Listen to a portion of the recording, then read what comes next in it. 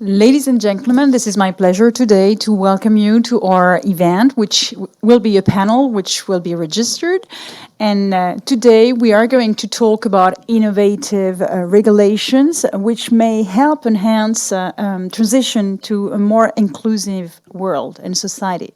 So as you may remember, we've been setting up a think tank dedicated to infrastructure. And since then, we've been progressing. You may remember that the thematic this year is on inclusion and how infrastructure can actually be proactively an actor of inclusion. We have gathered a prominent panel of outstanding figures from our industry which are going to debate today on this regulation and how regulations can be innovative and actually pursue positive actions from the private sector. We have Matthew Bishop here, who's our outstanding and very renowned economist, who's going to moderate these panels, which is gathering academics, industrials, operators of concessions, and representatives from European Commission and OECD. I leave you the floor. Thank you. Is this on? Thank you, Gwenola, and good morning, everyone. This is a very important discussion as we think about where the world is going and whether it can go decisively in a direction that is inclusive and sustainable, in keeping with the UN Sustainable Development Goals and all the climate targets and so forth that the world is pursuing.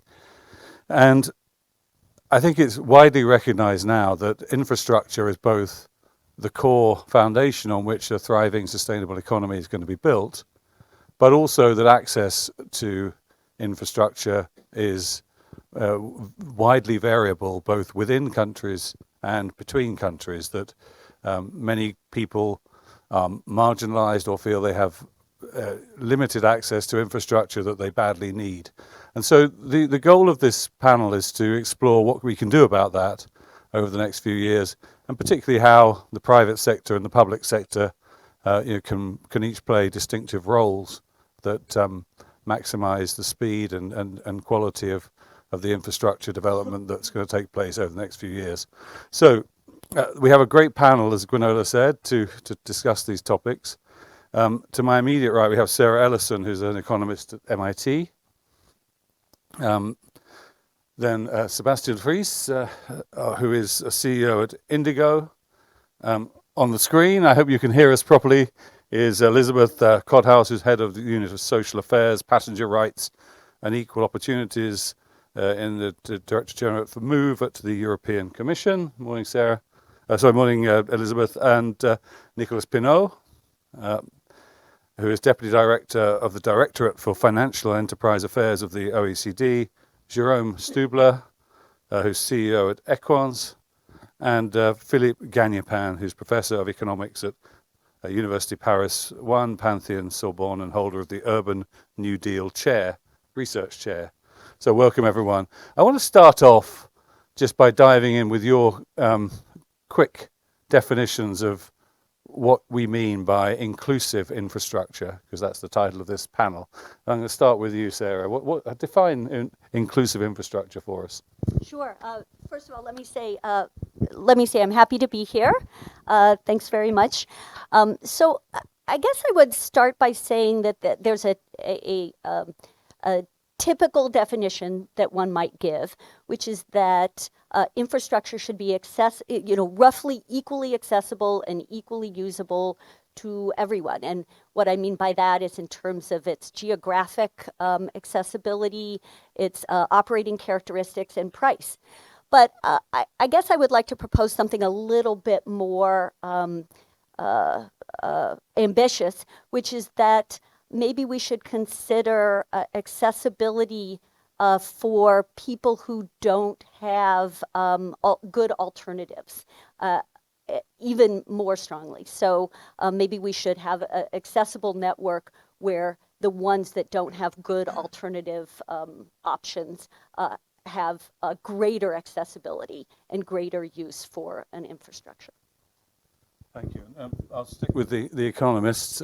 Philippe, same for you, a definition for us. Well, I will just keep the same definition as Sara's, and I guess I would add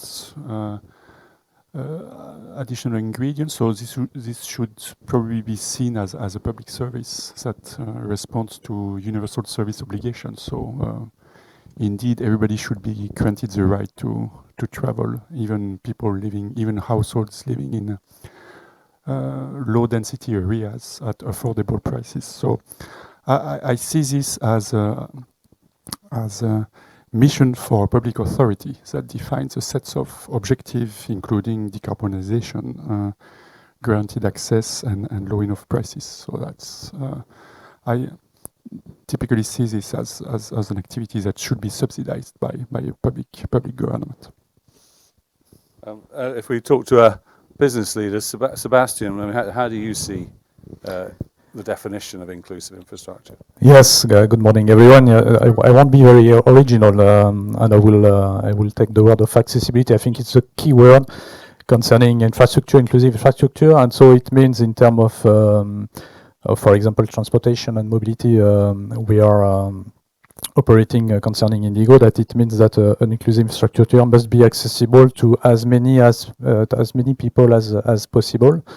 So it means that an infrastructure must reduce the social gaps. In fact, I think it's an obvious objective of infrastructure. So a good infrastructure must be inclusive, and I think inclusive infrastructure are actually quite synonymous if we are relevant.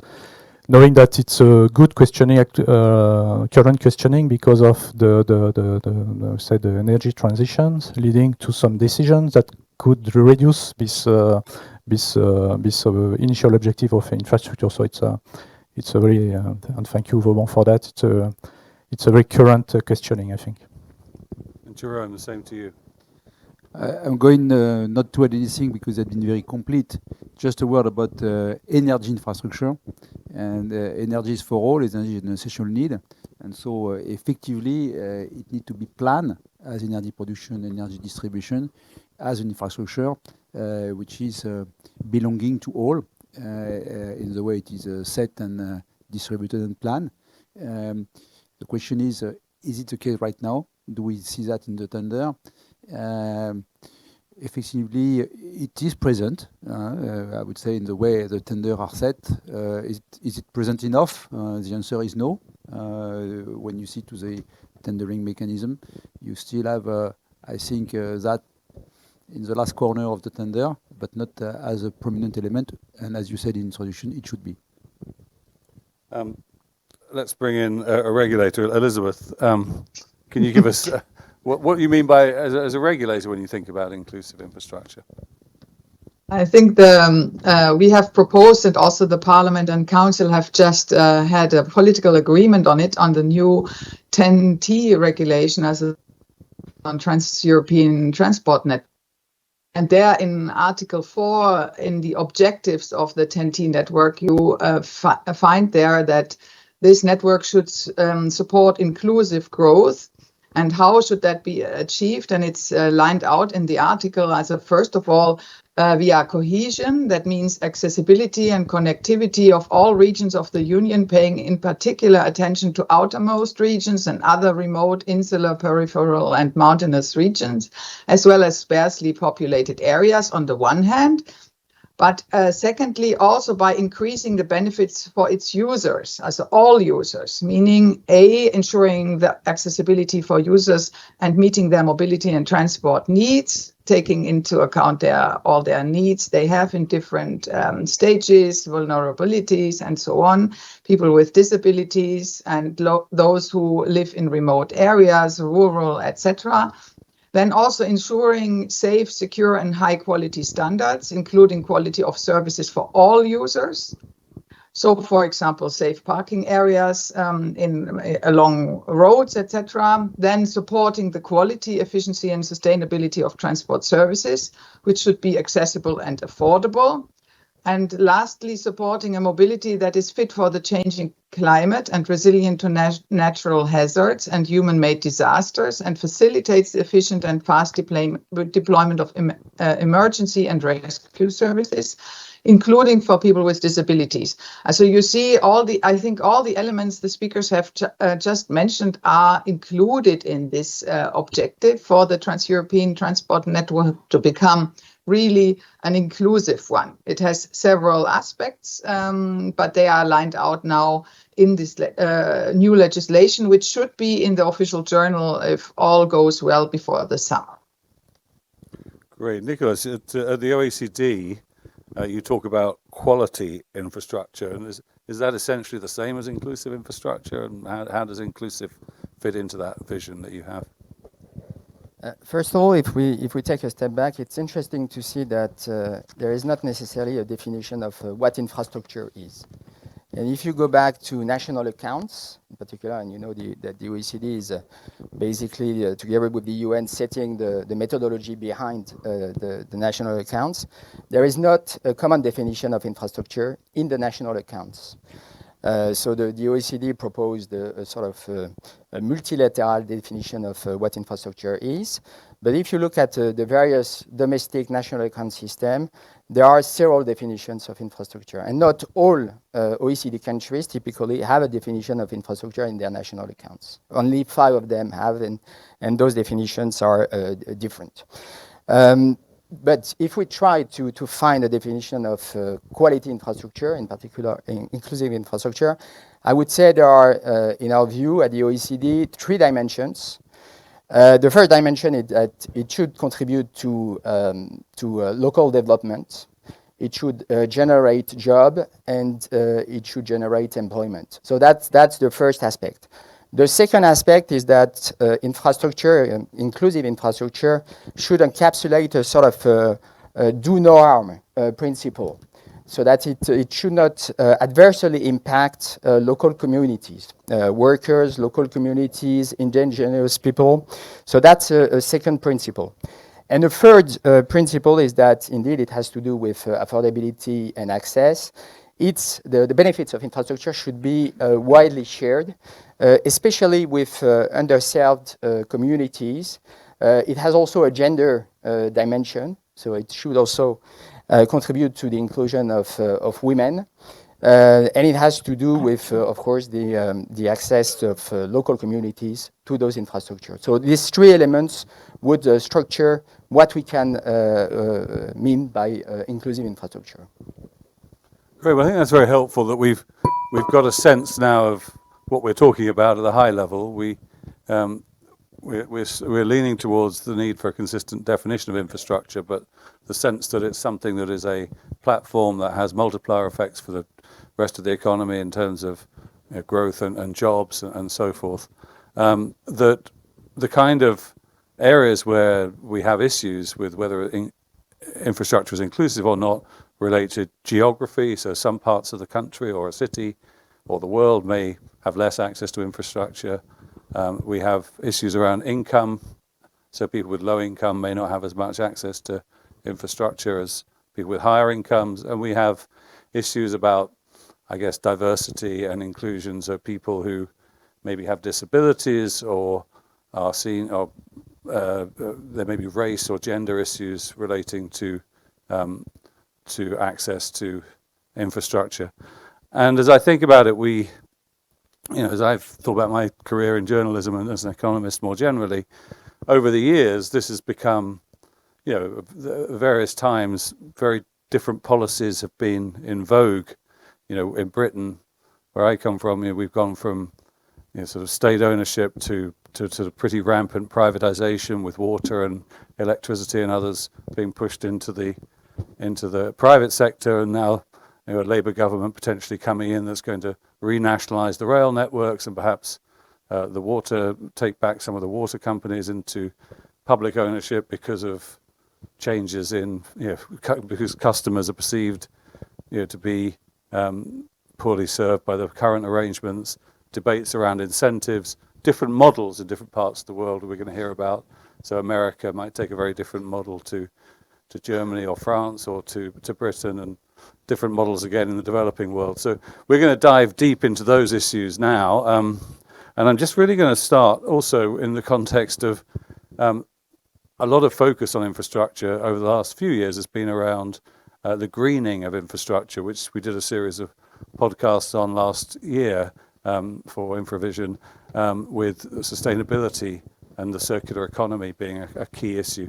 How does also the focus on that work hand in hand with the focus on inclusion? Is inclusion being left behind as we focus on sustainability, and how do we stop that happening if we should?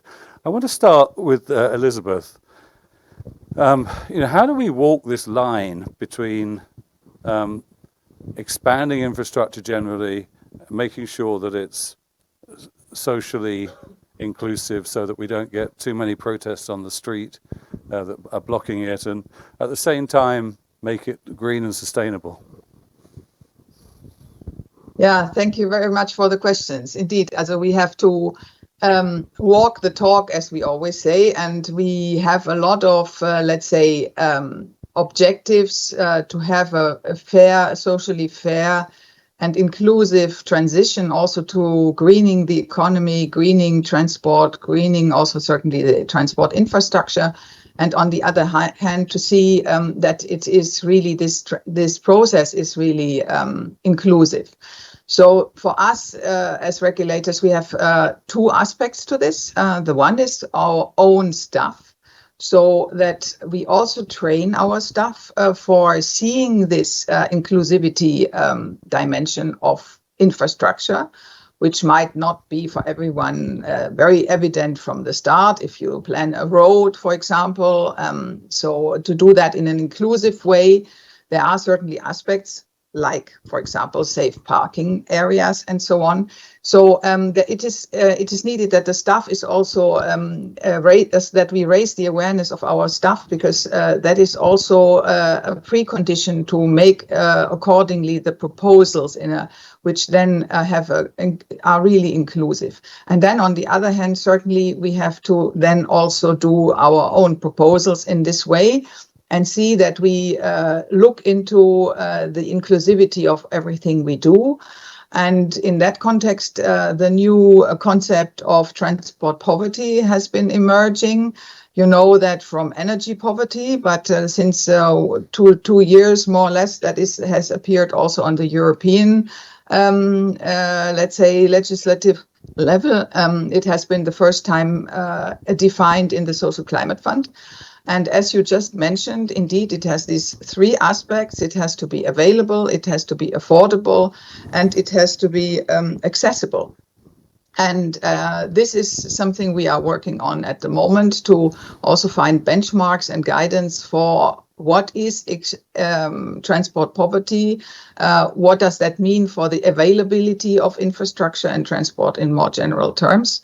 And we will come to that later, but the Social Climate Fund plays a major role in that aspect. But we also work on, for example, with recommendations of the Commission. We have adopted recommendations on means to address the impact of automation and digitization on the transport workforce. And also the Council, meaning the member states, have adopted a Council recommendation on ensuring a fair transition towards climate neutrality. And there it's expressly mentioned that all what is done there should be inclusive and accessible to the underrepresented and disadvantaged groups. And there are also quite a lot of documents already from the European Council, meaning the heads of government of 2019, that the new strategic agenda until 24, that the transition towards climate neutrality has to be inclusive and does not leave anybody behind.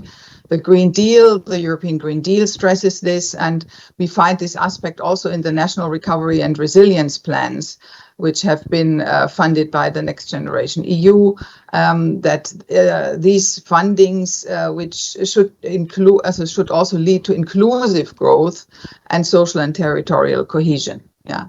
So I stop here and hand back to you. Thank you, Jerome. As you look at this as someone that's involved in providing energy infrastructure in particular, but how do you view the specific challenges today that you're wrestling with around inclusive infrastructure? Just before going to energy, I would like to give you an example of something what we did when we were working on some design of the Grand Paris Express. We took our designer and we created a group of 5 people, one who was not speaking French, 1 woman, and 3 others. And we put one of the 3 others in a wheelchair. And you say now you're going to stay in the Paris metro from 8 a.m. to 8 p.m. Before starting their design, to understand inclusion. I can tell that they changed totally their view on the way you should take the metro in Paris when they were carrying the guy, all the day on the wheelchair. Just to give an example of how you can change the mind of people in their feeling of what means exactly inclusion. Regarding energy, we have a huge challenge right now with the energy transition, and I give one typical example, which is the fact that in 10 years, 20 years, you will all be driving an electrical car. And 2 questions to yourself to understand the challenge. Let's imagine the time when there will be only 50% of electrical car into the street. That means that you will be needing 50% less of refueling station, meaning that there will be maybe 50% of the refueling station which will be closed, meaning that you will have to drive the double number of kilometers in order to refuel your car. So the rich people will have plugs, and the poor people will have to drive further in order to refuel their car. So in terms of inclusion, there is a huge challenge. Okay? So there are solutions, and I take the example of the Netherlands, who have taken the problem very seriously, and have been creating some tender for concession, private concession, in order to install the recharging station, which are totally inclusive of the territory. Considering that you have location in which people will have the access to afford, and it will be a very positive market, and some poor location in which you need to push some investment, and also some specific plugs which need to be meant for handicap. And it has been regulated tender by tender, and we have been seeing from the first tender, now we are maybe at the tender number 15, an improvement of the tendering and the way it has been made, and now it's very mature. It's very interesting to hear you bring in the car as a infrastructure conversation, because often that's perceived as a private thing that isn't infrastructure, but in reality it's how we get to work and do all sorts of the basic things in the economy. And you're right, it is being, this transition to electric cars is being privately led, isn't it? But the roots of the word infrastructure is what supports the structure. And what supports the car industry transition is the way to distribute that energy. If you don't have that, you don't have the infrastructure to support it. So we need to build this infrastructure, which is essential for the development of this transition. Yeah, and it's interesting in the US, I think this is, becoming a very hot political issue in this coming November election, where the oil industry is saying, well, if we phase out gas-powered cars, then a lot of poor people, regular Americans, are going to be unable to access the recharging stations. So I wanted to bring Sebastian in. I mean, we're talking about car parking as one of the other issues, and I know there are visions of the future where we don't ever need parking because the cars will be electric and just drive around. And yes, it's a key point that the energy transition is potentially building new social gaps, as Jérôme said, if we are not careful with, and it's an important point for us. Fortunately, in terms of car park industry, many of our clients and partners are cities, so cities are absolutely aware. Many of them are absolutely aware of this challenge, and so we have many projects today to support them in order to, in the same time, support them to make the city evolve, because people want something else now in the cities. They want more peaceful cities, but they want accessible cities. So we are designing and building new car parks in order to enable the city to to deploy new pedestrian areas in the surface, because it's a key point. Second element is EV charging. As Jerome mentioned, it is an important topic at the moment. And of course, you will always find some investors or operators to deploy EV charging points in, I would say, premium areas. No problem. In the core of Paris, you will find everybody wants to put money on this topic, but our responsibility is quite different because we have to deploy everywhere. And it is a key responsibility for us and for the city, because we have to enable every people to be able to support the energy transition and to be able to have an electrical vehicle and local solutions to charge it. That's why we have deployed in France, for example, at the moment, more than 4,000 electrical vehicle charging points, even in some areas where, of course, it was not for pure operators a key geography. Talking about service, I would say that of course the pricing is a topic concerning inclusion, and for understandable reasons, of course, we cannot in our contracts, because many of our car parks are under the frame of public concession. So it means that the pricing is decided by the city. It's a public decision. It's a political decision, and of course the choice is not only. I would say it's never guided by the target of maximizing the revenue, but of course we are looking for maximizing the use and the social say profitability of the infrastructure. And of course, as with this decision, we are far from the pricing we should select if we were just guided by the financial profitability. Cities have in hand some other parameter as the duration of the contracts, enabling them to have both financial profitability for an operator and a pricing situation relevant considering the social stake. So of course that's why I was mentioning that the inclusion and infrastructure in terms of mobility are quite synonymous, because you cannot imagine infrastructure in terms of mobility without inclusion consideration. Philippe, can you talk to us a bit about, as an economist, how you see we get the trade-off right between incentives to to maximize inclusion versus get as much infrastructure for the masses built as possible, but maybe it's not such inclusive model. Yeah, so I guess your question is whether we can combine at the same time economic, environmental, and social performance. So the answer is probably yes in some industries, and public transportation might be a very good example. So rail or urban transportation. So on the equity side, if you think about public transportation, we have a service that is typically in Europe heavily regulated and subsidized. So regulators set fares and network characteristics. And this allows transport operators to propose low prices, as I said before, to guarantee transport access to households with low revenue, and low density area are included in the network. So that's one thing on the equity side. On the efficiency side, public transportation produces positive externalities and typically allows mitigating the negative externalities created by private vehicles. So in this sense, efficiency is reached through the subsidization of public transportation, and congestion and emissions are reduced. So in an economic sense, from the researcher point of view, that's a very efficient way to reduce negative externalities and reach efficient solutions.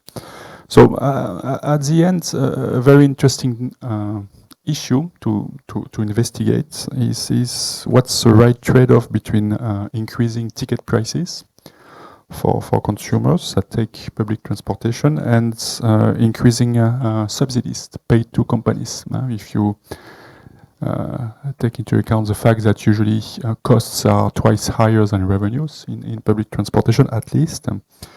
You need high subsidies, and you need obviously to raise taxes from taxpayers. So whether or not you want to increase prices or taxes is a question that depends a lot on the cost of the administration. We know that typically in developed countries such as France, the cost of administration would be something close to 30 cents per euro you need to subsidize the activity. And the answer would be very, very different in developed countries and in developing countries. And Sara, same question to you. As with your economist hat on, I think a lot of traditional thinking in infrastructure provision has been, to some extent, that inclusivity is a cost trade-off against coverage on a wide level.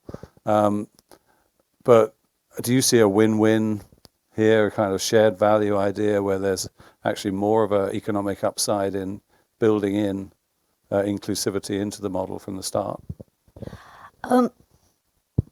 Yeah. So perhaps not surprisingly, I'm going to echo a lot of what Philippe said. We're both academic economists, and I think we think in a lot of the same ways. Let me just say that I think that sort of government or participation has to be a part of the solution, and I think there are very strong cases for large subsidies for especially transportation infrastructure and public transportation infrastructure. There are huge positive externalities associated with public transportation, and which Philippe sort of suggested. And so this is a textbook example for subsidies. But let me give you an example of a kind of an externality associated with transportation network that gets more to the point of the panel today, which is sort of differential effects across different types of consumers. So if a rail network is being built out, and it arrives at a town that doesn't have rail service, there can be very large economic benefits associated with it coming to that town. And as a result, we would expect the real estate prices to rise. And there's going to be an unintended differential effect between people who happen to own real estate and people who rent. And that is exactly the kind of a spillover that is not likely to be internalized by private firms. And that's sort of another perfect example of why there needs to be some kind of sort of government participation. And to get to your point about whether there are, whether there is a win-win solution here, I think, again, Philippe sort of suggested that there probably are some win-win solutions, because when we have a situation where there's such huge positive externalities to, say, having more public transportation versus more cars on the road, then we just need to have a way to internalize those positive externalities, and there can be sort of benefits for all participants. And Nicolas, from the OECD's point of view, what are the biggest sort of hot potatoes in terms of the issues you're dealing with specifically around inclusive infrastructure? I think the issue is the same, is how to involve the private sector in the financing of infrastructure, and how to square the circle between indeed profitability of the infrastructure for the private sector, but also ensuring a minimum level of affordability and access. And also to pick up on what Sara just said, I think there are indeed a win-win situation. And we've seen increasingly in recent years the use of innovative financing instruments. And one that is also related to what you said, Sara, is land value capture. So this is the fact that, in fact, a public authority, most notably at the local level, it can be a municipality, will invest in infrastructure in a certain area to basically incentivize the redevelopment of this area. So it will invest in public infrastructure. This will actually raise the price of property, of the value of the land. This can be taxed by the local municipality and generate tax revenue that will be used, in fact, to repay the initial infrastructure investment or to pay for future infrastructure investment. It can also it can be used by the local municipality to actually grant development right to private developers that will invest in real estate, also with waivers to existing regulations, land regulations. You can think of the height of the buildings, the density, for instance, in exchange for something else. So it can be typically the investment by those private developers in social housing, or it can again, when selling those development rights, generate tax revenues for the municipality that can again be used to repay the infrastructure or to pay for future infrastructure. So it's interesting. It's a mix of public and private investment. It has also to do with incentives through regulations, because you're granting private developers some derogation vis-à-vis the baseline regulations. So there is incentives, regulatory action. So it's an interesting blend of different policy tools that can be actually quite effective. It's used in India, in Australia, in Denmark. This is, for those of you who went to New York recently, it was used to redevelop the Hudson Yards, and it was pretty successful. And that was used in particular by the municipality of New York to pay part of the subway extension to precisely serve this area of the Hudson Yards. So it's a win-win mechanism, and this is the kind of things that we are looking at the OECD, indeed. Yeah, it's very interesting to think about the relationship, the grand narrative between public sector provision and private sector involvement, and the extent to which we get that relationship between government involvement and the private sector involvement right. And I know Britain best in terms of our experience, and early in my career was published books on privatization, sort of critiquing what was Mrs. Thatcher's sort of key economic policy initiative. And I suppose to oversimplify, I mean, in the first wave of privatization and deregulation, I think there were a lot of improvements across the board because it shook the system up, and often service levels, inclusivity actually improved. But very quickly over time, private sector found any area that wasn't explicitly regulated in a pro-inclusivity way became a cost and was sort of driven out of the system more, so I guess ruthlessly by the private sector than might have happened had it stayed in government hands, to the extent that I think a lot of the debate now has become, we have to specifically, if we're going to keep a private sector involvement, have regulations that make clear what the expectation is of the public for inclusivity and so forth. And there's an interesting debate in Britain at the moment. It turns out that if you don't pay your energy bills in Britain, you're likely to get all sorts of help from the company in terms of delayed payment systems and very hard to be cut off. Whereas if you're in the water industry, your bill isn't paid, you're quite likely to have your water supplies turned off very quickly because the regulation doesn't specifically require that. And obviously that has a very different political consequence in terms of how the public feel about the services they're getting. So I wanted to, in this next section, really just ask, how are we seeing the narrative about public-private evolving? Is it evolving in a direction that is, we should feel confident is going to build infrastructure in a more inclusive way? And I wanted to start with Elisabeth about, how the European Union, how your narrative, how you see the world and this private-public collaboration in infrastructure, how is it evolving? What lessons have you learned over the last decade or so about what works and what doesn't?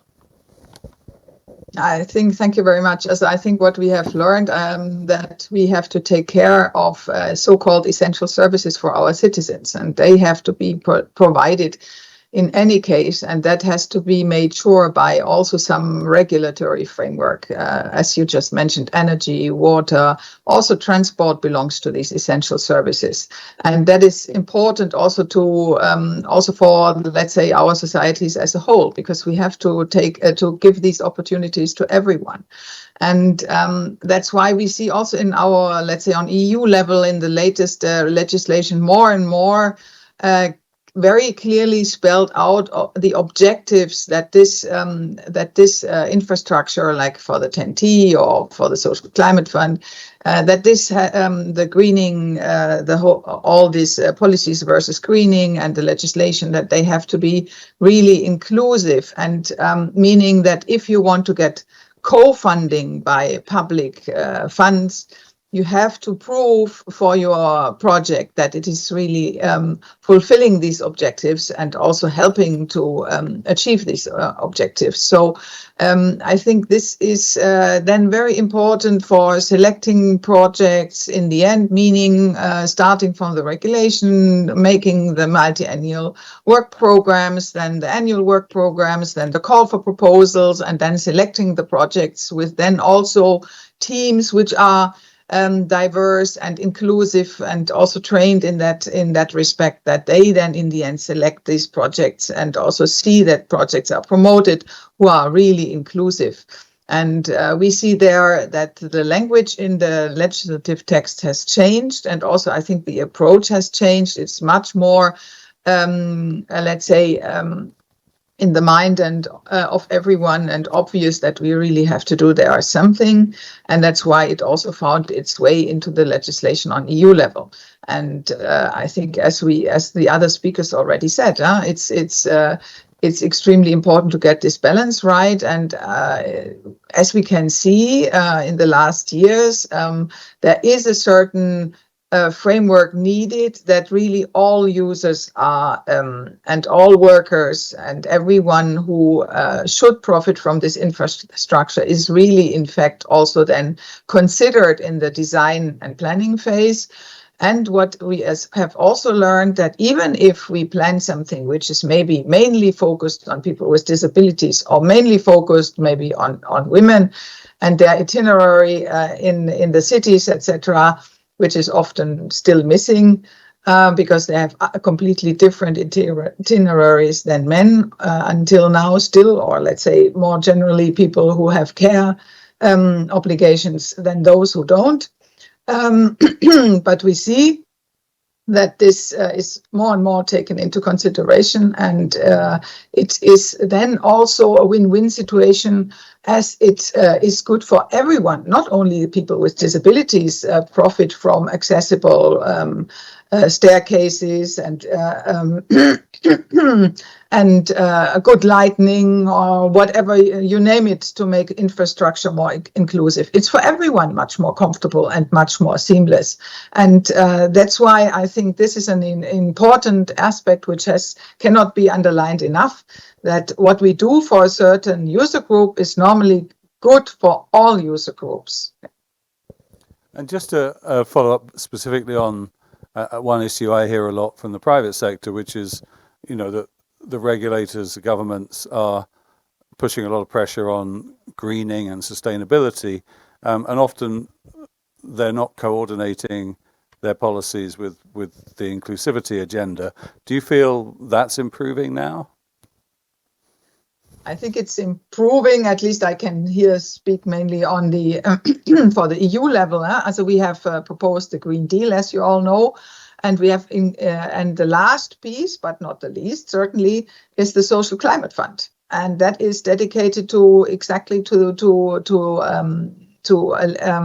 address this problem of inclusivity and to leave nobody behind in this green transition. So it has financial support to member states to help vulnerable citizens and micro enterprises with investments in energy efficiency measures, for example, home insulation, heat pumps, solar panels, but also regarding electric mobility. And it can also provide direct income support. And it is really, it has an enormous budget. It's 65 billion from the EU budget plus 24% of co-financing by member states. And national member states have now to come up with their plans how to use this money until mid of 25. We are at the moment working on guidelines to this. And one important element is transport poverty, that we want to avoid this, that it's really available for everyone. And that is a new concept, as I just mentioned, but I think it's a very crucial one. So I think it's going all in the right direction, sometimes certainly a bit more slowly than we all would have wished, but we see a clear trend towards this inclusivity, and also not only, let's say, in the social sector regarding employment, etc., but also like hard things like infrastructure, where it might be not so evident from the first sight. Yeah.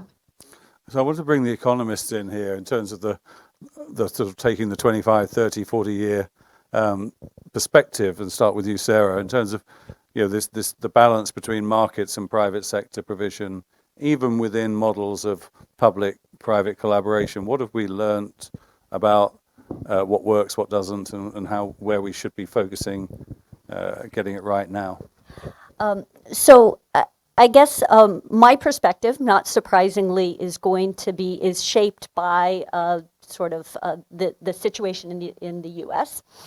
And I've been working on a project looking at the political economy issues arising in sort of public support of transportation infrastructure, in particular train infrastructure in the U.S.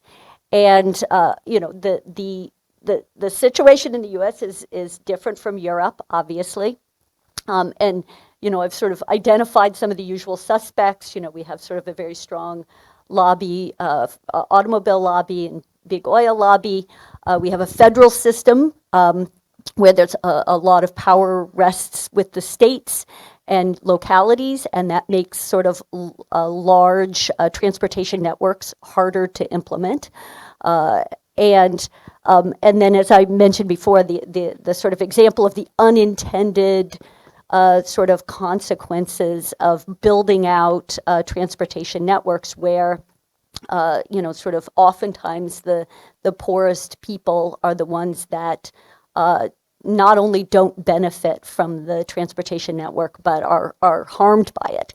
So anyhow, this is sort of part of my research agenda, and in the course of this work, I've sort of looked over long sweeps of history about how transportation infrastructure gets built in the U.S.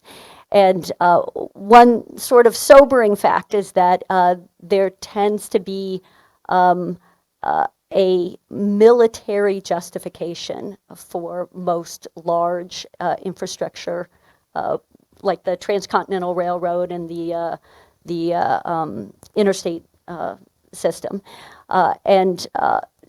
So anyhow, this is I'm not sure what exactly what the way forward is, but the sort of point is that a lot of it's easy for economists and others to say that the government involvement is important. There are these huge positive externalities to transportation networks. It's absolutely crucial to internalize those externalities, that there are subsidies, sort of in place and so forth. But the political economy issues about how to sort of convince citizens and governments that there has to be this government involvement, I think, is really key. And at least in the U.S., we've always had a large subsidies associated with the road system, and they're hidden in some sense. And so part of the key, I think, is to change the narrative and say, why can't we subsidize other forms of transportation at the same level that we've been subsidizing cars for so many years? And Philippe, same question to you. I mean, what when you look at the narrative, where should it be now? What have we learnt about So I guess the interesting question is, can you write in a contract good incentives for the firm to take into account social outcomes? And so to answer the question, you probably need to list all the ingredients you would need to write a proper model on the interaction between a firm and a regulator. So the ingredients would be as follows. On the one hand, the operator in charge of the service would be a private firm, and this firm generally maximizes its profits. On the other hand, the regulator would be concerned about giving priority to social outcomes.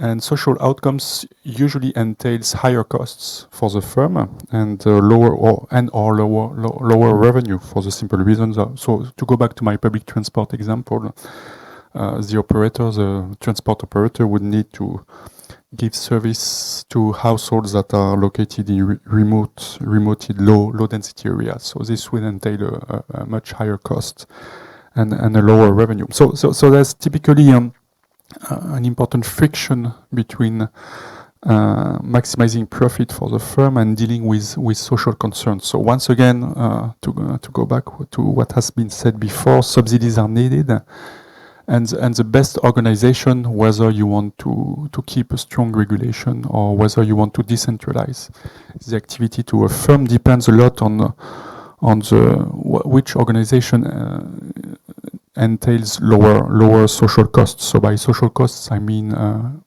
production costs, operating costs, plus informational costs. So the regulator does not have always good information about how to deal with the production of the service. Typically, social concerns are well identified by public authorities. So a brief answer would be, in this case, the public authority should write in a contract directly the objectives to be fulfilled by the firm. You don't really need to create incentives on this ground as far as social concerns are involved. So I wanted to ask the two business representatives here, what do you think that business needs to commit the kind of resources that I think governments are looking to the private sector to provide to build out a better inclusive infrastructure? You know, how can the demands of inclusivity be presented in a way that is empowering to you rather than off-putting and disruptive? And maybe Jerome, start with you.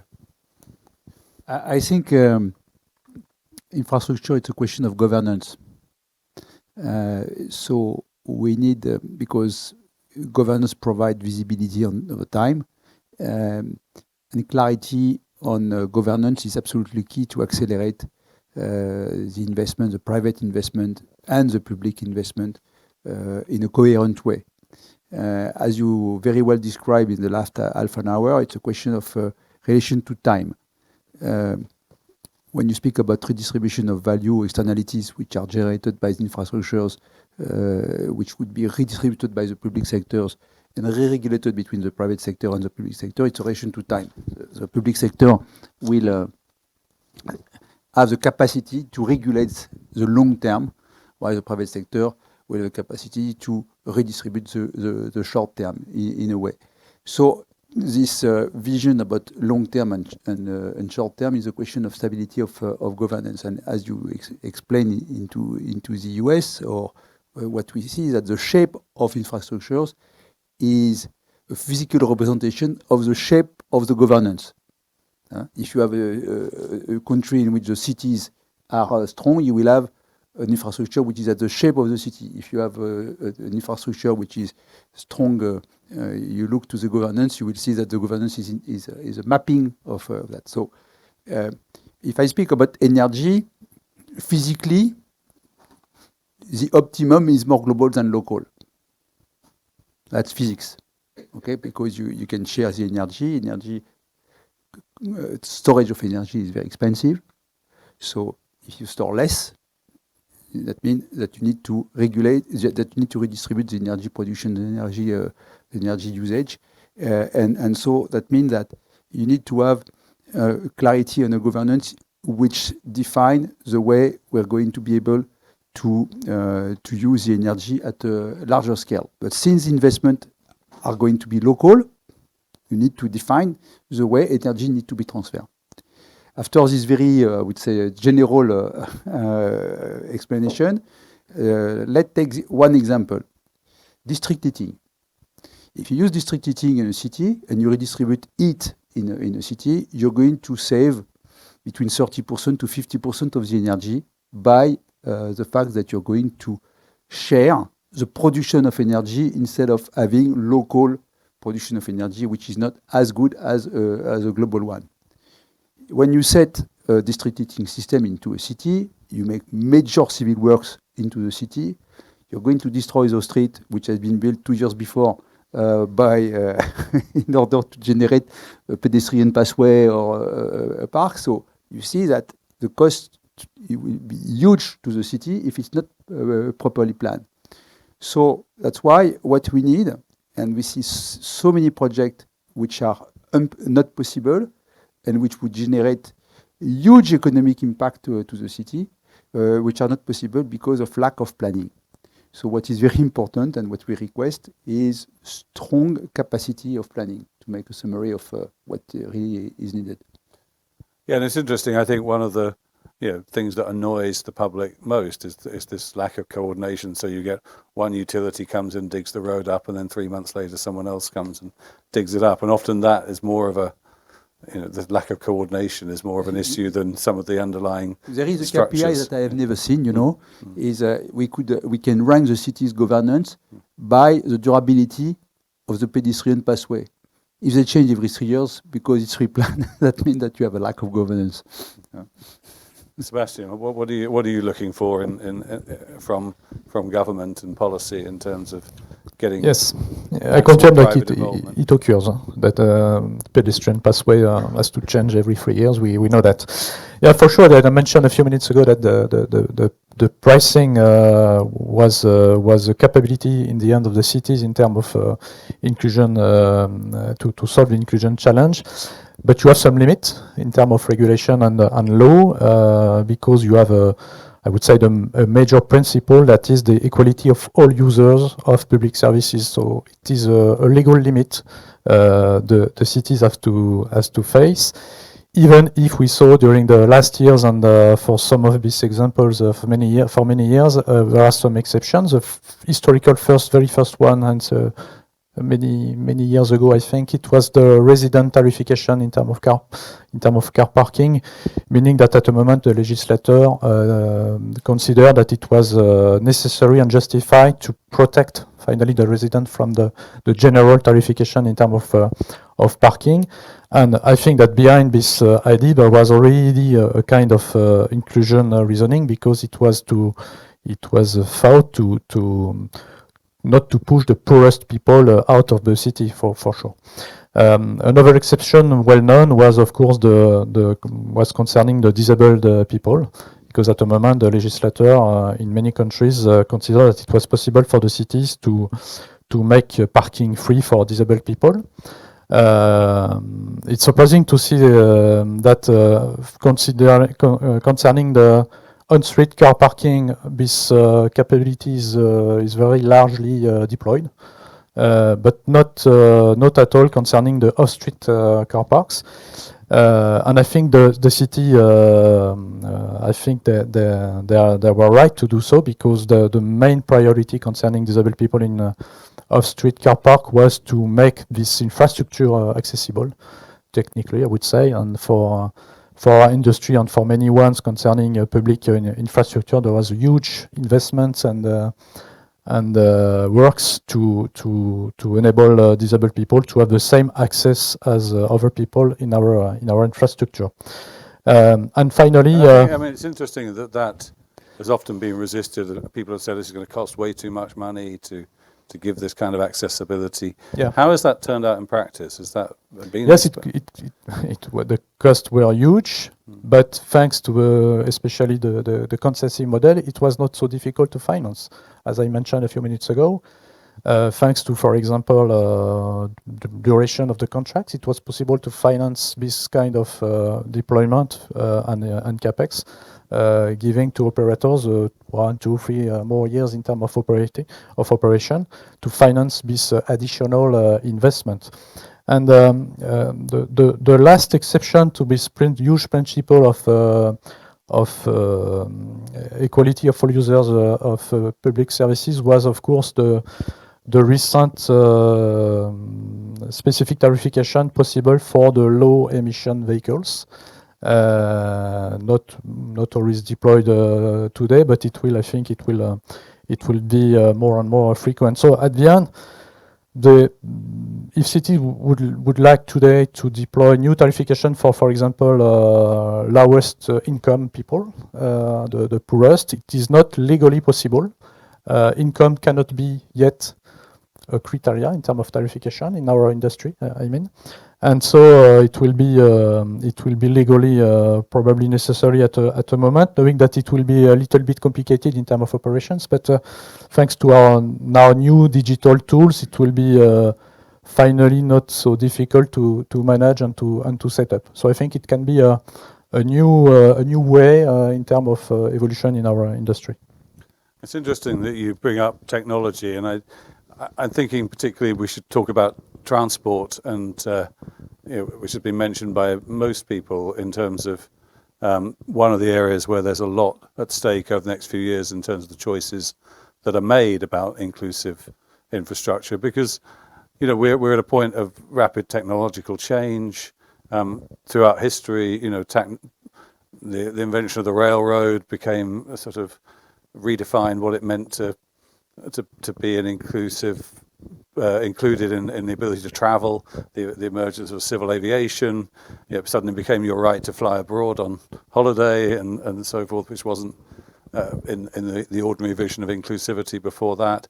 We now have the possibility of electric cars everywhere, replacing the old petrol cars, with the issues around recharging stations that have already been brought up. And if you look at the United States Inflation Reduction Act, which has huge stimulus for batteries and electric cars, I spoke to a Democratic congressman who said, he thinks they're betting on a particular technology that may not be the winning technology in the end, and is that going to lead to a lot of charging stations being built that actually are white elephants in a few years? And then there's sort of other visions that maybe we move to an entirely self-driving vehicle world where we don't need car parks anymore, and we don't need maybe railways anymore in cities because cars are coming around ubiquitously and transporting us around, or we have visions now that maybe a combination of urban light rail plus electric motor scooters and electric bikes and so forth become the way that we expect transport within cities to take place. So I want to ask, maybe I'll start with the European, with Elisabeth from the European Union. When you talk about transport poverty, how are you thinking about technology and the different choices that we're going to make about those kinds of means of transportation when you think about how we solve the transport desert issue? I mean, as you just said, the new digital tools allow certainly, first of all, to collect much better data so that we have a better overview on the real demands. And so that has to be certainly worked on. We have still not enough, but there is already a lot of data which should be then analyzed, and which then should also influence the transport policy. Then if you look at the different user groups, the IT tools certainly help a lot already for people with disabilities. They can be informed via digital tools according to their disability in a much more inclusive way. They can receive information live if there is something blocked, or they cannot use a certain lift or whatever they might need. for our in general, the intelligent, so-called intelligent transport services are extremely important also for inclusivity, certainly, and need to be put into the center of the transport policy, and that's already done by the industry, also by the regulators, with our co-financing instruments on EU level. Let's say the digital parts of and the digital objectives of the different infrastructures, and also to develop in parallel then also the IT tools to report on the development of the infrastructure, and to have the data to inform the users in real time. That is certainly very, very important, and especially also for all groups. And regarding the transport poverty, that has also is quite important when we look at what do we really mean, especially meaning that with transport poverty, that it's available to everyone. A very important work in this respect is also to assess the demand and where do we really need what, especially for rural areas and remote areas. So what kind of transport on demand we need there, and what kind of infrastructure does this require? And that might not be that rail is needed everywhere, which might be too expensive. So we have to see to have a clear cost-benefit analysis. We see that in some member states, in some regions, that is already done quite thoroughly. And in the context of the Social Climate Fund, and there the help for the transition to e-mobility, this will also play a huge role, because everyone should be able to move around for their essential needs, going to school, going to jobs, going to doctors, going shopping, etc., and also certainly to visit friends and family and go on holidays at some point. And in that respect, the whole data space for mobility is of in extreme importance, because nowadays we cannot really plan our policy when we have not reliable data, and this data should be, if possible, in real time. And we work on this with the regulation on multimodal travel information services, and all based on the so-called ITS directive, Intelligent Transport Services. And we want also to work on multimodal digital mobility services for the users that then help also to get easier tickets throughout all transport modes, etc. So there's a huge work ahead of us, but it's crucial that we really achieve it, and that is also only possible certainly if regulators on all levels work very closely, not only with the industry, but also certainly with those who should use it in the end. That means the workers and the users. Philippe, you have this urban New Deal chair. So how should cities be thinking about, particularly the technological choices that need to be made as they try and think about building the inclusive infrastructure of the future? Yeah. So indeed we have a chair that studies the effectiveness of several pricing and non-pricing mechanisms in the field of mobility and energy consumption, and the main objective is obviously to improve energy efficiency and decarbonization. So our main argument is that, as I suggested before, that giving proper incentives to firms to care about social concerns is not so easy. However, you can do a lot with consumers and users. So, an important tool in the field of transportation and energy is probably prices, fares. And fares can guarantee the best trade-off between efficiency and equity. That's usually the point of view of the researcher. So what we do a lot in this chair is to use experiments to measure the perception by consumers of different types of tariffs. And these tariffs are supposed to promote and support changes in individual and collective behavior. So there are important tools to facilitate energy and environmental transition. So what we are doing currently, for instance, is we're organizing experiments with users to study the effect of different types of public transportation tariffs on the behavior of users who have to choose between taking public transportation in the morning to go to work or their own private car. And we show that the public transportation tariffs have an important impact on the behavior of users. We are also thinking about organizing, that's what we are doing currently, an experiment where we test for the introduction of an urban toll, typically in Paris. So users living in the countryside outside Paris would have to choose again between taking their car or using public transportation, and they would have to pay a toll if they decide to enter Paris with their own cars. Obviously, we account for the fact that some consumers have access to public transportation, others do not have. So this is the type of experiment we do. And again, I guess the main message here is that you can have an impact on the behavior of users, and with the right tools such as tariffs and prices, you can do something effective. Great. And Nicolas, you've been working. I mentioned the America's Inflation Reduction Act, and the OECD. You recently published a policy on inclusive infrastructure scaling up local investment in the United States. Can you tell us about that and what the lessons are that you're learning?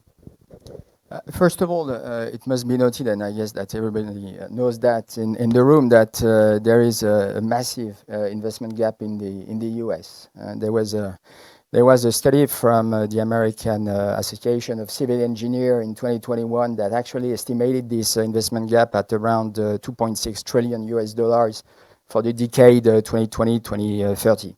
So it's massive. But it's also interesting indeed to see that the IRA and this bipartisan infrastructure bill actually committed it's around 1.57 trillion US dollar over 10 years of actually public investment at the federal level in infrastructure. So there is a massive investment gap, but there is also a big push to invest in infrastructure. I'm not so familiar with the political economy of infrastructure development in the US, but still, it's pretty massive. At the same time, and this is what we are actually addressing in this report, money is not everything. And in particular, one aspect that is very often neglected is that this infrastructure investment is not taking place in a vacuum. It's taking place at the local level. So it's really place-based. And this is something that needs to be taken into account. If you take the US, typically 55% of public investment is actually delivered by subnational governments, by the states, by the provinces, the localities, and the municipalities, and so on. So you have really to focus on those aspects of local ownership. And there, in fact, we in this report, we emphasize 4 dimensions to precisely improve the delivery of infrastructure at the local level. The first aspect is really to have, I would say, a sort of a shovel-ready pipeline of infrastructure, including at the level of at the local level, involving the local communities, so that you make sure that those infrastructure investments also meet the needs of the local communities. The second aspect is the coordination between levels of governments, from the federal to the local levels. And there you really need to have good coordination because infrastructure projects are very complex. The third aspect is really to do a sort of a market study of the private sector and the ability of the private sector locally also to deliver to this big infrastructure project.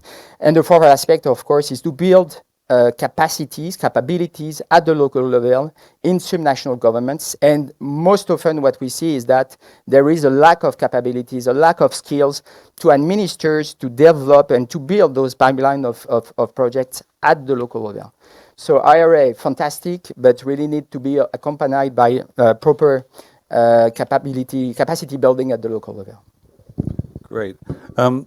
Jerome, I just wanted to quickly ask you before we go to the final question, because time is almost up. You work a lot in developing countries as well as developed ones. Are there different approaches that are working in developing countries that maybe we could learn also from in the rich world? Today there is a huge gap between the developing countries and the rich countries. Development in Africa is almost gone, and I'm really scared personally by what is happening right now because there is less and less funds invested in Africa, and that means that the gap is going to grow massively, which will generate some social problems at a level that will not be resolved by the continent, which will generate some major problems. So I believe there should be a wake up, of Europe and the US on that subject because it's a massive issue. So there is no more project in Africa which are possible right now, and so no improvement in terms of social redistribution, no improvement in terms of making Africa greener, and so it's going to generate a huge problem at the world scale in the next 10 years if we are not acting in the next years. And I think it's a fundamental issue. So that's, I would say, the big gap I am seeing right now, which is a change compared to what has been done 10, 15 years ago. If you go back 10, 15 years ago, there were energy investment which were planned into Africa. There were government exchange which were managing those planning, and all that is gone. So that's, I would say, my big fear. That's quite worrying. Yeah. Okay, well, we've had a very wide-ranging discussion, and our time is almost up. So I wanted to ask each panelist to sort of maybe draw things together with just one suggestion, one quick suggestion that they would like to see to be the priority for policymakers in the next 12 to 24 months if we're really going to move towards more inclusive infrastructure. And I'm going to start with you, Elisabeth. What do you think overall we should really be focusing on? Is there one big outstanding pressing challenge that you would like to see addressed in the next 24 months? Oh, you're on mute, I think.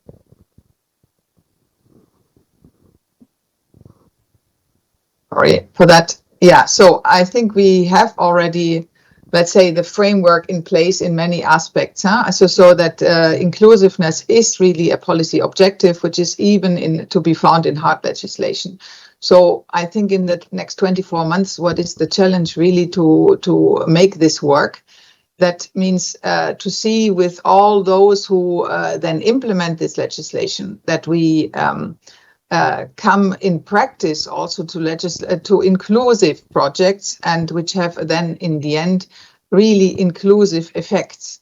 And that means that the whole chain from starting making the planning for the funding at all levels, EU level, national level, regional level, local level, in a way that is inclusive from the start, and also when judging which projects you select, that this is taken into account. And so, for example, on local level, we have the sustainable urban mobility plans and so on. And that means really to go down into the practicalities and see that that's really happening on the ground, what we have, let's say, set as an overall objective. And I can only say from our daily work to prepare this guidance, to work with all the stakeholders on that, that is partly very nitty-gritty, but in the end very rewarding and worth the effort, because otherwise we think we will not achieve to have this deployed also across all the member states in the EU. So really look at what we have already in the rules and see that this is applied in practice with well-trained staff. Great. Philippe, one priority for us. So if you, a recent experience has been, I've been working on the Grand Paris Express, and if you compare the Grand Paris Express case to Crossrail in UK, for instance, you realize that once again, social objectives are set by public authorities, and these authorities have a very good understanding. There's no problem of asymmetric information between the regulator and the firm in charge of providing the service. Big concerns are more on the costs of production, renegotiation. These costs can be huge if there are important asymmetric information. So overall, I would say that on the cost side of infrastructure project, it's important to use good incentive contracts. On the social sides of the project, public authorities and government have a good understanding of what should be done, and this can be easily written in a contract, and the objective can be imposed to the firm in charge of proposing the service. Nicolas, one priority for you. I would actually have three. I would say good regulation and good governance, as was also mentioned during this discussion, but it was discussed at length during this panel. The second is standards. We need good standards. In fact, there is an increasing appetite from particularly the financial industry to invest in this kind of infrastructure assets, especially if you take institutional investors. They would like to invest in this kind of infrastructure assets that are inclusive, that are green, but we are lacking good standards. The EU is working on that. There is the green taxonomy. The industry is coming up with its own ESG standards, but we are not yet there, especially in the infrastructure area. So and the S is behind the E in that sense. Absolutely, yeah. Absolutely. And the third aspect, which was, I think, also alluded during the discussion, is data. We need good data, and when it comes to infrastructure, we don't have enough data, and most often policymakers are actually flying in the dark when it comes to infrastructure. Sebastian. Yes, as my colleagues, I would say planification, governance for sure, and as I mentioned a few minutes ago, perhaps a social pricing opening in my industry at least. And my last wish would be concerning the low emission zone deployments. As you probably know, it is a typically French drama, I would say, because low emission zone deployment is very sensitive in France, whereas it was deployed for many years in some other European countries. And I think that there is a risk, as we are talking about inclusion and infrastructure, but there's a risk with low emission zone deployment is that it could lead to very simple, even simplistic measures as banning some vehicles and so peoples from the core of the city, and so closing access for them to the city for cultural services, so economic services, and administrative services. So I would like that, especially in France, this topic of low emission zone deployment will be seen with, as it was the case, for example, I have in mind in Germany or Spain, with perhaps a more complex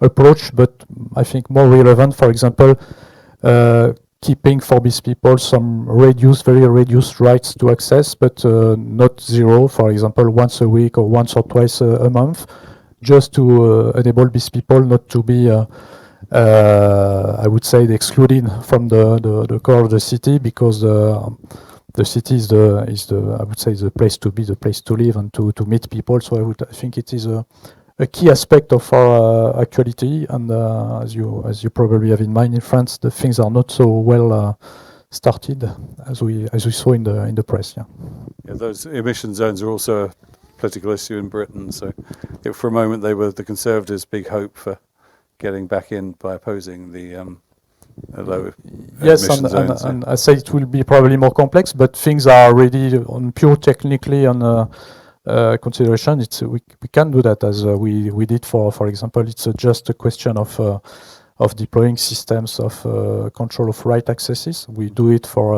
on-street payment parking. So it could be simple to extend this kind of skills and expertise to this new stake, probably. Great. Jerome, one quick idea from you. I may have three.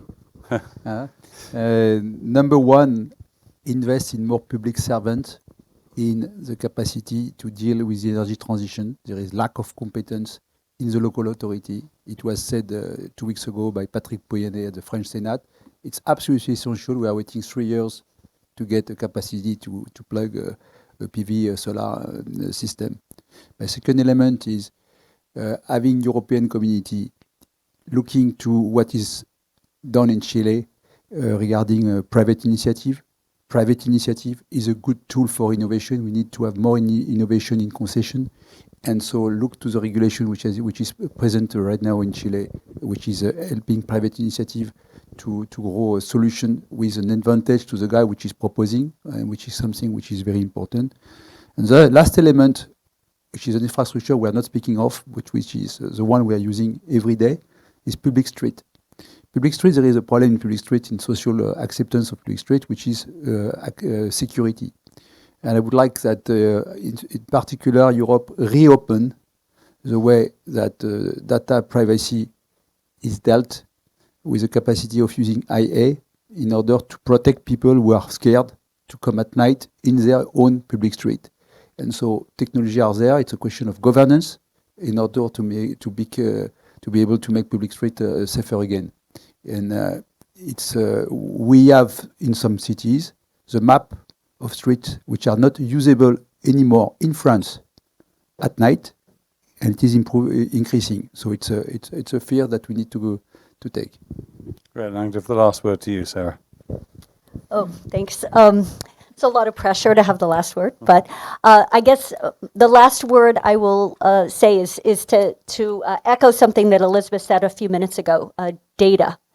And maybe I'll expand on that by saying that there are enormously rich and enormously useful big data sets that are coming online now about individual mobility, cell phone ping data, for instance, and sort of very detailed data sets in particular cities about car travel and bus travel, et cetera. And for both academics, consultants, people who work in governments, to sort of tackle these data sets and glean lessons from them, and to understand distributional effects of policies and so forth, I think is enormously important. And I would love to see more of that going forward to help inform these policies. Great, well, thank you. I'd like to thank the panel very much and hand back to Gwenola. Thank you. So I would like to thank all my prestigious panelists. That was an amazing discussion that was held, which is proving again that actually bridging the different kind of world members that we are all together representing, private sector, policymakers, regulators, economists. That's the way we are going to move things. We are going to change. As a reminder, infrastructure is a building block of our society. So this is of paramount importance that what we deliver are effectively, as I'm quoting you, accessible, affordable, available. These are the 3 AAA that we should all focus on. And what I remember of all this discussion is more discussion between ourselves, more governance, more iteration with the public users, which will be allowing us to deliver more efficient services. And also maybe, Jérôme, to quote you, I think you are so much right that we have a tragedy of horizon which we all face every day between the policymakers' decisions on certain programs which are not necessarily working for the benefit of citizens on the long term. So trying to reconcile horizons would be also something we should remember. Thank you very much. The next panels will pursue. We have some podcasts which are scheduled, and we have also, we are delighted to welcome Esther Duflo as, the Economist Prize of, yes, sorry. She will be with us on our CEO Day, and she's a Nobel Prize winner in 2019, and she will provide us with a speech I'm sure will be very inspiring for our research. Thank you very much, all of you.